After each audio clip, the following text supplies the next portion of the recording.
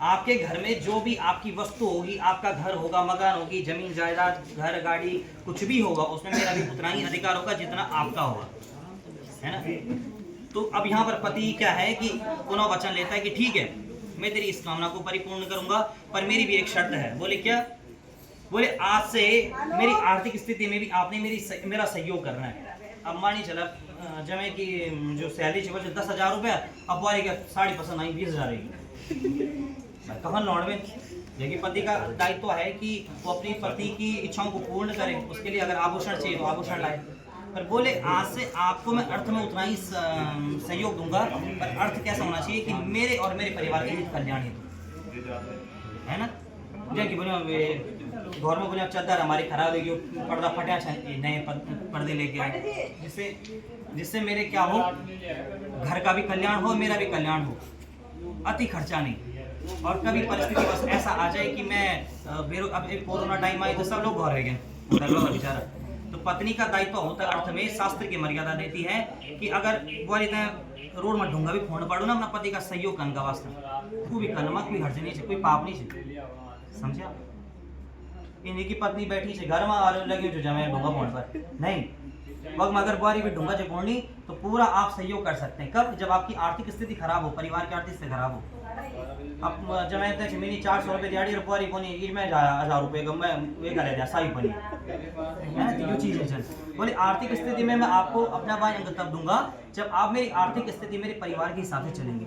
जितनी मेरी परिवार की इच्छा होगी, मेरे परिवार की जितनी आय होगी, उसके अनुसार आपको चलना पड़ेगा, अगर आप मान रहे।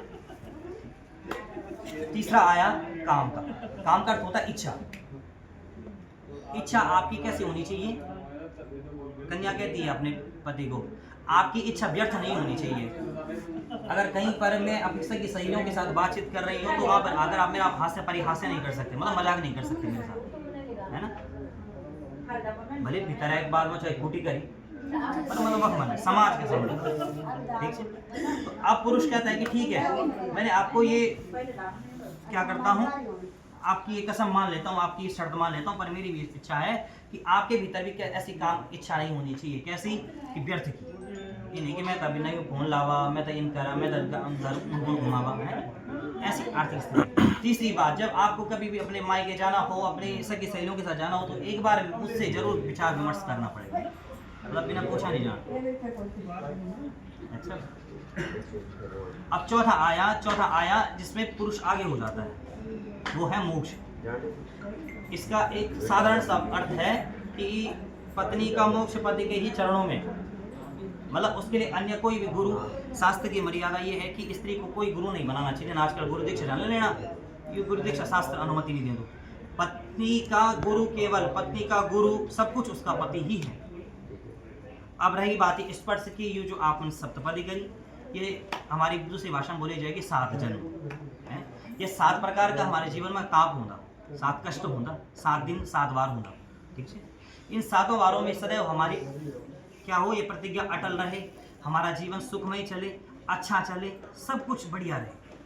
अंतिम में जो 7वीं बची उसको आपके ऊपर घुमा के, आपके ऊपर के जितने भी पाप, अरिष्ट, कष्ट, दुख, पीड़ा होगी, वो हम भगवान को क्या कर देते हैं, अर्पण कर देते हैं। सुखमय जीवन अपने आप से लेना है। अब रही 3 फेरे, उसके बाद किए जाएंगे, वो फेरे नहीं, वो परिक्रमा कही जाती है। उन परिक्रमा का अर्थ ये है कि आज से मेरे माता पिता आपके माता पिता होंगे, मेरे भाई बहन भी आपको अपने भाई बहन के जैसे उनका सम्मान करना पड़ेगा, है। मेरी इच्छा होगी, ऐसा भी नहीं कि अगर मैंने पूछ लिया कि मुझे मायके जाना है, आपने मना कर दिया, ऐसा भी नहीं होना चाहिए, है। अगर आप कहीं खाते पीते भी हैं तो ऐसा नहीं होना चाहिए। आज के बाद खाना पीना भी बंद, घर में आओ और घर में रहो, ठीक है। आप जो अपनी आय कमाते हो, अपने सुख दुख की बात, षड्मासी ऋतुकार्येषु, मैं जिस भी महीने में जैसे भी रहूं, सुख दुख, गर्मी सर्दी, आपको मेरा क्या करना पड़ेगा, पालन पोषण करना पड़ेगा, जिस प्रकार मेरे माता पिता ने मेरा पालन पोषण किया है। ये 3 परिक्रमा का जो अंतिम है, इसलिए मिलकर क्या बने 7 फेरा, ठीक है। अब रही बात सप्तपदी की कि अंगों को स्पर्श किया जाता है अंगूठे से, अंगूठा कहा जाता है शूद्र भाव, ठीक है। शूद्र से वैश्यावर्ती की ओर, वैश्य से क्षत्रिय की ओर, ऊपर में ब्रह्म। यानी कि मैं आपको पूर्ण स्वरूप से समस्त इष्ट देवता, कुलदेवता, सभी यहाँ पे जो 16 स्तंभ है, 2 ब्राह्मण हैं, जितने भी यहाँ पर बैठे हुए गण हैं, इन सभी को साक्षी मानकर मैं आपके समस्त संपूर्ण को क्या कर रहा हूँ, अपने जीवन में क्या कर रहा हूँ, उसे ग्रहण कर रहा हूँ। इसलिए आपने अंतिम में सर पर हाथ रखा। इसको कहते हैं ब्रह्मांड। ये क्रिया होती है जब व्यक्ति मर जाऊँ तब कपाल क्रिया कर देना। तो ब्रह्मांड जो होता है, जो हमारा अंतिम जो प्राण होता है, वो प्राण वेग वायु नहीं रहती है, इसलिए सर पर आशीर्वाद ऐसे दिया जाता है। ठीक है, आज के बाद मैं क्या करूंगा, आपका वर्ण करूंगा और आप संपूर्ण को मैं क्या करूंगा, अपने जीवन में आपका वर्ण करूंगा। आप मानते हैं? इस सब के साथ में कह रहा हूँ।